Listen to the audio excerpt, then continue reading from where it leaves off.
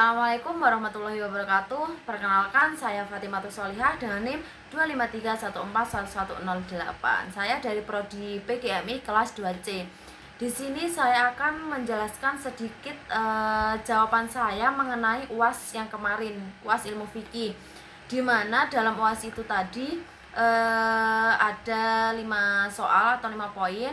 Yang pertama yaitu membahas tentang perbedaan pendapat tentang bacaan basmalah di dalam sholat, kedua tentang pengurusan jenazah, ketiga tentang syarat-syarat zakat, keempat tentang syarat-syarat wajib haji, dan yang terakhir itu tentang fatwa MUI.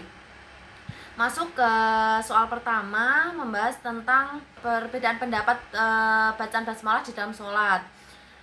Yang pertama yaitu mazhab Syafi'i, di mana beliau itu mewajibkan secara jahar atau bersuara keras ataupun sir, tidak diperdengarkan atau secara lirih.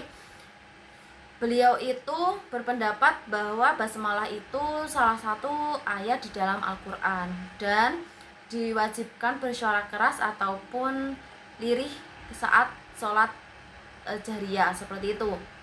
Dan yang kedua yaitu mazhab Hambali, di mana beliau itu berpendapat bahwasannya basmalah itu hanya dibaca pelan bersama surat Al-Fatihah pada setiap rakaatnya. Dan ketiga yaitu mazhab Maliki, di mana mazhab Maliki itu berpendapat bahwasannya membaca basmalah dalam semua sholat fardu itu dilarang atau tidak dibolehkan, entah secara jahar maupun sir, untuk mengawali surat Al-Fatihah ataupun ayat-ayat Al-Quran yang lainnya.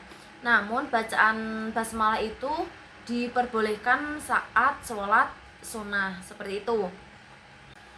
Nah, dibalik itu semua ada hadis-hadis yang memperbolehkan bacaan basmalah dan tidak memperbolehkan, seperti jawaban saya kemarin. Nah, kita sebagai seorang muslim itu harus mempunyai sikap teologis. Bagaimana sih kita sebagai seorang muslim harus bersikap teologis itu tadi. Jadi kita seorang muslim itu perlu meyakini bahwasannya perbedaan pembacaan basmalah merupakan hasil dari ijtihad para ulama yang tetap berada dalam koridornya masing-masing, dan mereka itu tidak boleh mudah menyalahkan atau menganggap praktik yang berbeda itu tadi sebagai sesuatu yang salah. Ini langsung menjudge, oh kamu salah gitu, tidak bisa. Selanjutnya yaitu sikap praktis. Kita sebagai seorang muslim sebaiknya itu mengikuti apa saja yang dibacakan oleh imam ketika sholat di berbeda tempat gitu, untuk menjaga kekhusyukannya, juga menjaga persatuan jamaah agar tidak menimbulkan perdebatan hal yang lain, seperti itu. Terus kita juga bisa menunjukkan sikap-sikap toleransi kita kepada orang lain, terus menghormati perbedaan orang lain, dan juga mengutamakan ukhuwah Islamiyah di atas perbedaan masing-masing, seperti itu. Nah, selanjutnya nomor 2 yaitu tentang pengurusan jenazah, di mana yang pertama yaitu tentang memandikan jenazah. Apabila ada jenazah laki-laki, itu lebih baik dimandikan dengan yang sama jenisnya, yaitu orang laki-laki. Tapi juga boleh untuk kerabat ataupun keluarganya yang paham tentang tata cara memandikan, itu juga boleh mandikan. Terus kalau yang meninggal itu jenazahnya perempuan, itu lebih baik dimandikan dengan sama jenis perempuan gitu. Tetapi untuk sama seperti yang laki-laki tadi, apabila ada kerabat ataupun keluarga yang tahu tata cara dengan benar memandikan jenazah, bisa memandikannya. Tetapi digarisbawahi lagi, apabila ada seorang suami ataupun istri yang meninggal, itu suaminya atau istrinya boleh memandikannya karena itu sudah sah menjadi suami istri, seperti itu. Lanjut yaitu cara mengkafani.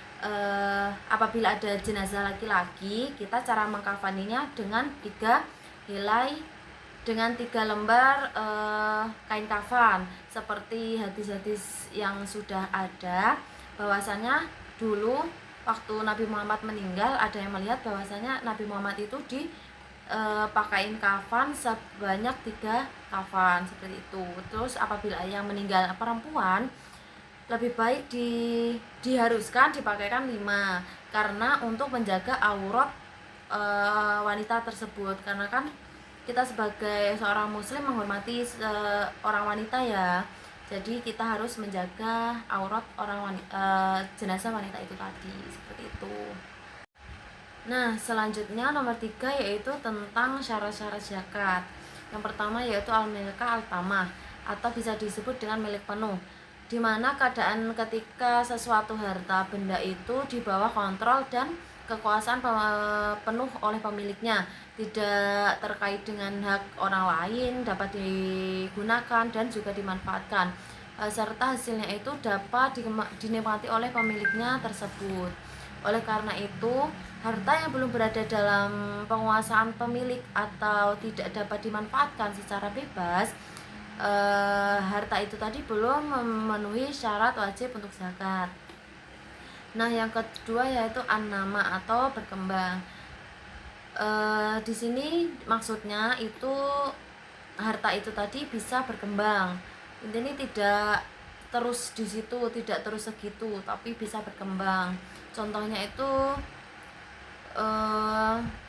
perdagangan, investasi, peternakan, pertanian dan lain-lain. Bahwasan perdagangan itu kan kalau orang dagang itu kan memiliki laba.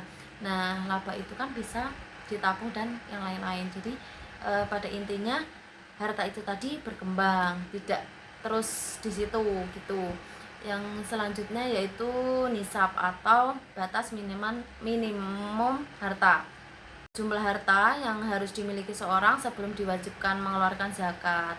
Nah, Islam itu tidak mewajibkan zakat atas setiap harta yang dimiliki, tetapi hanya pada harta yang telah mencapai jumlah tertentu, seperti ya bisa dinamakan nisab ini tadi. Yang terakhir yaitu haul atau masa kepemilikan. Jadi harta itu tadi sudah di tangan pemiliknya selama 12 bulan atau 1 tahun penuh, baru bisa dikatakan haul atau kepemilikan, seperti itu.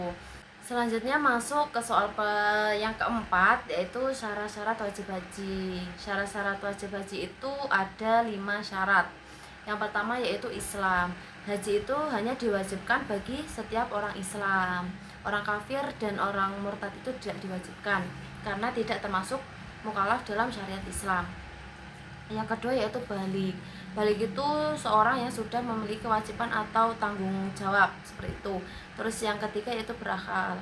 Orang yang wajib haji itu orang yang berakal. Jadi orang yang tidak kekurangan dalam akal atau bisa disebut ya itulah, itu tidak diwajibkan untuk haji. Dan yang keempat yaitu merdeka. Merdeka itu bukan hamba sahaya. Terus yang terakhir yaitu mampu. Orang itu mampu, tidak hanya mampu dalam uangnya, tetapi juga mampu dalam segi mental, fisik, dan lain sebagainya, seperti itu. Selanjutnya masuk ke nomor 5, yaitu membahas tentang karakteristik dan perbedaan metodologis Fatwa MUI. Yang pertama tentang metode tarjih. Metode itu tuh memilih pendapat ulama yang paling kuat di antara beberapa pendapat yang sudah ada. Terus yang kedua itu metode ilhaqi, di mana metode itu tuh menetapkan hukum suatu masalah baru dengan menggabungkan kepada kasus yang sudah memiliki ketentuan hukum karena adanya persamaan ilat. Dan yang ketiga yaitu metode ijtihad insya'i, di mana metode itu tuh merumuskan hukum baru terhadap persoalan yang belum pernah dibahas oleh ulama-ulama terdahulu, dengan berpedoman pada Al-Quran, hadis, kaidah usul fiqh dan lain sebagainya. Nah, perbedaannya itu terletak pada sumber penggalian hukumnya. Tarjih itu memilih pendapat yang sudah ada, sedangkan ilhaqi itu menganalogikakan masalah baru dengan hukum yang sudah ada. Sedangkan ijtihad insya'i itu menghasilkan rumusan hukum baru terhadap persoalan yang benar-benar baru. Nah, fatwa MUI itu bersifat ghairu ilzam karena bukan termasuk peraturan perundang-undangan. Dan MUI itu bukan lembaga negara yang memiliki kewenangan membuat suatu hukum yang mengkaitkan seluruh warga negara. Namun secara sosiologis itu fatwa MUI itu memiliki kekuatan moral yang tinggi, karena yang pertama itu dikarenakan fatwa MUI itu dikeluarkan oleh para ulama, yang kedua menjadi pedoman umat Islam, yang ketiga memiliki legitimasi sosial, dan yang keempat itu sering dijadikan sebagai rujukan oleh pemerintah.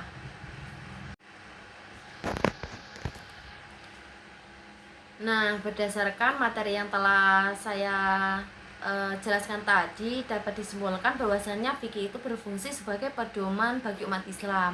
Perbedaan pendapat ulama itu menunjukkan keluasan hasanah keilmuan Islam yang harus disikapi dengan toleransi dan saling menghormati satu sama lain. Selain itu, ketentuan tentang jenazah, zakat, haji, dan metode-metode lainnya itu membuktikan bahwa hukum Islam itu selalu memiliki pedoman yang jelas dalam menjawab berbagai persoalan atau kebutuhan-kebutuhan umat. Mungkin cukup sekian dari saya. Apabila kurang lebihnya mohon maaf. Wassalamualaikum warahmatullahi wabarakatuh. Bye-bye.